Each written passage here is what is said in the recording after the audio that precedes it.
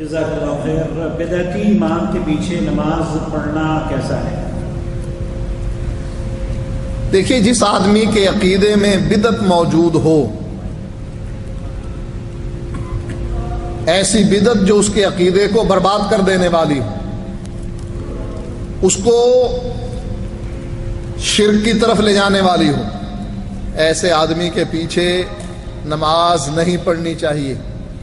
بلکہ نماز پڑھنے کے مسئلے میں تو حدیث میں یہاں تک سختی آئی ہے کہ اگر ایک امام نماز مؤخر کرتا ہے جو اس کا اول وقت ہے، اس کی بجائے وہ درمیانی یا آخری وقت میں پڑھتا ہے، تو نبی اکرم صلی اللہ علیہ وآلہ وسلم اپنے صحابی کو یہ نصیحت کر رہے ہیں کہ اپنی نماز پڑھ لینا، اور اگر نماز پڑھنے کے دوران وہ لوگ آ جائیں تو ان کے ساتھ بھی پڑھ لینا۔ یعنی اس کے عقیدہ برباد نہیں ہے، ابھی عقیدے میں کوئی خرابی نہیں ہے، خرابی صرف نماز کو مؤخر کرنے میں ہے۔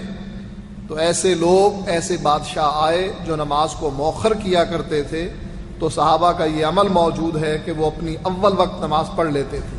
لہٰذا جس آدمی کے عقیدے میں بدعت ہے اور یہ عقیدے کی بدعت ہے، ایسے آدمی کے پیچھے نماز نہیں پڑھنی چاہیے۔ جزاک اللہ خیر۔